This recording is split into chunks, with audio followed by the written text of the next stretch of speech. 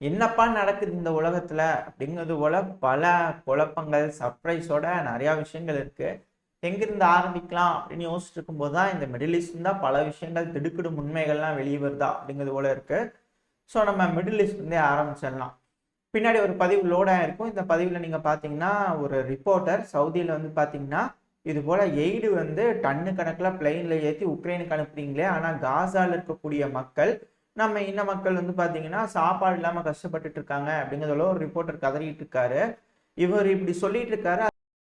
பல ஊடகங்களா இருக்கட்டும் பலதும் அது போலதான் செய்திகள் வந்துட்டு இருக்கு. நம்மள அதை ரிஃப்ளெக்ட் பண்ணியிருக்கோம்.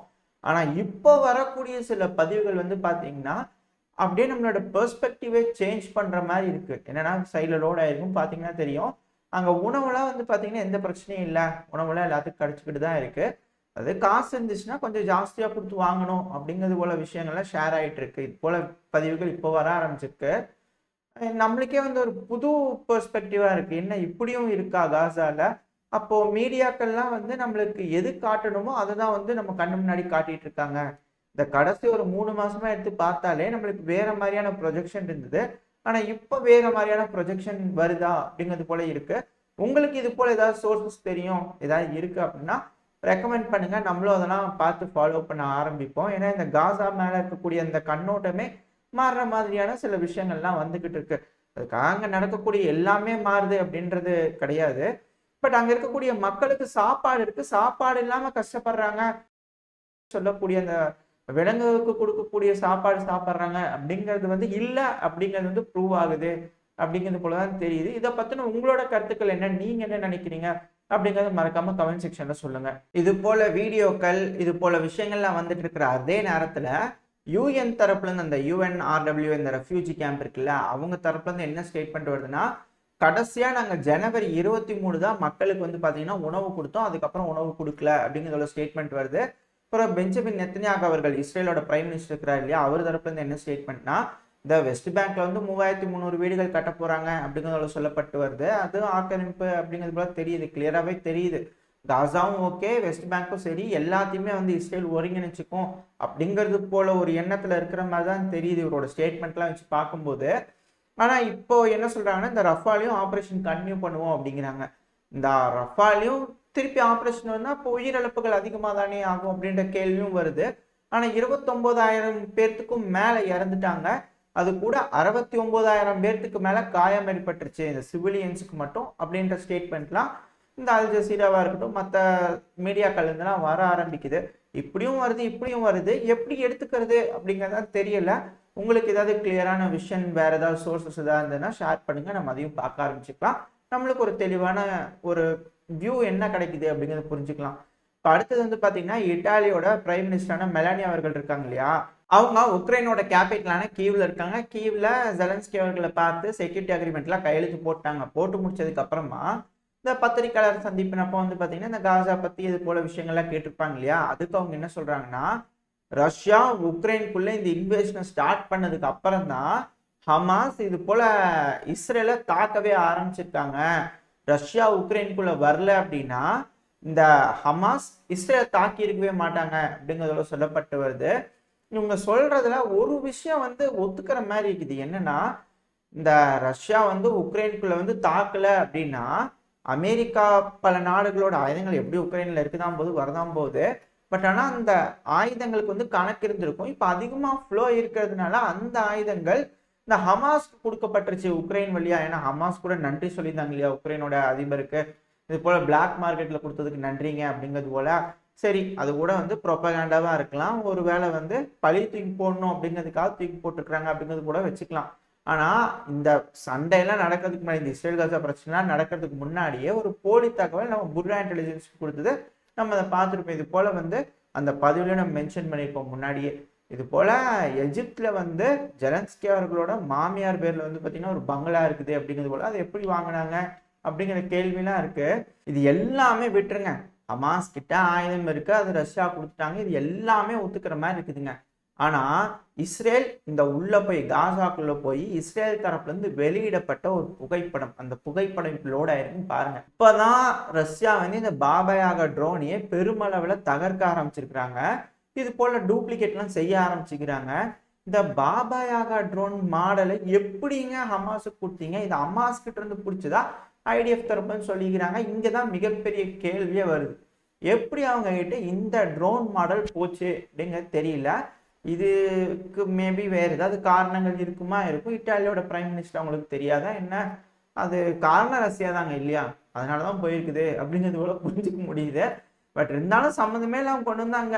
எப்படி கொண்டு வந்து ஒரு முடிச்சு போட்டு ஒரு அப்படியே பிளக் பண்ணிட்டாங்க பாத்தீங்களா ரஷ்யா மேல. சரி, ஓகே, விடுங்க. அப்புறம் எப்போ நடக்கிறது போலதான் லெபனான் இஸ்ரேல் மேல தாக்குதல் பண்ணதா திரும்ப ஒரு தகவல் வந்திருக்குது.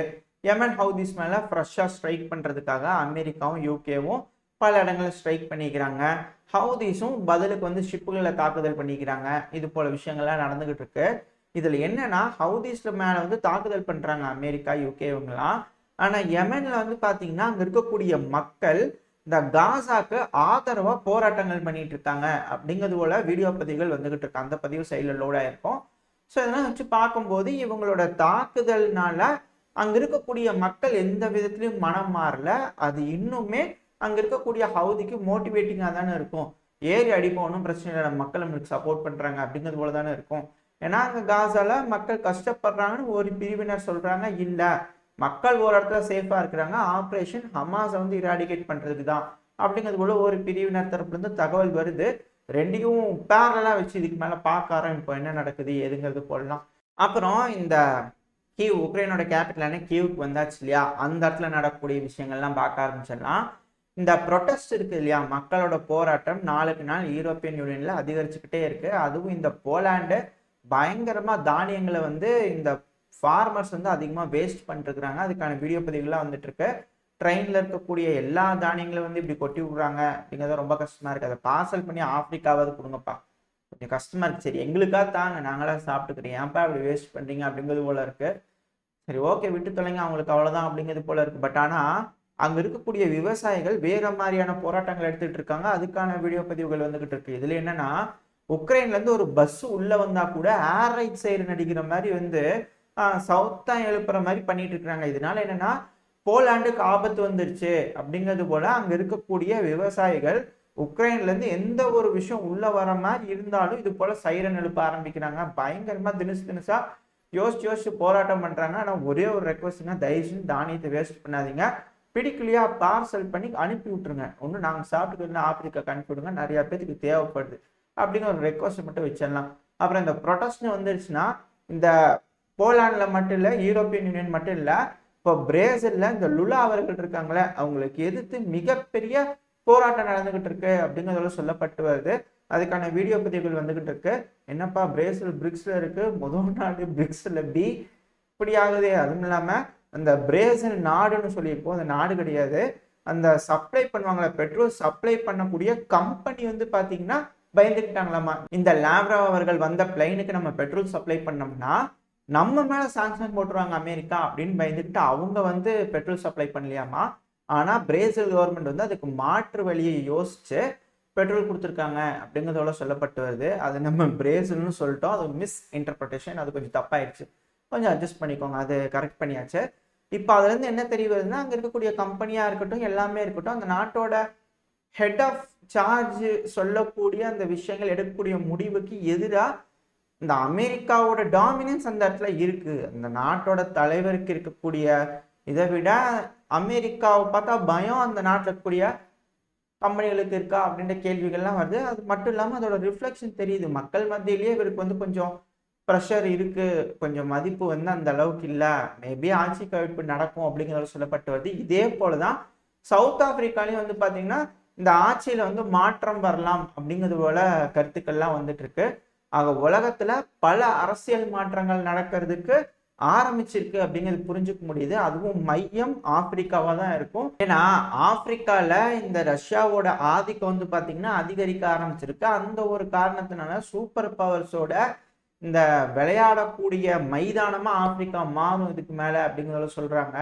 அது என்ன ஏதுங்கிறது பொறுத்து இருந்து பார்ப்போம். இந்த சவுத் ஆப்பிரிக்கா பிரிக்ஸ் இந்த ரெண்டு இடத்துலையும் ஆட்சி மாற்றம் வருது. அது இந்த அர்ஜென்டினா மாதிரி பிரிக்ஸுக்கு எதிரான முடிவுகள் வந்து நாங்கள் பிரிக்ஸ் இருந்து வெளியே வரோம் அப்படிங்கிறது போல புதுசா தேர்ந்தெடுக்கப்படக்கூடிய நபர்கள் முடிவு எடுத்துட்டாங்க அப்படின்னா பிரிக்ஸோட நிலைமை என்ன, அதுக்கப்புறம் அது என்ன ரிக்கா மாறிடுமா அப்படின்ற கேள்வி வருது.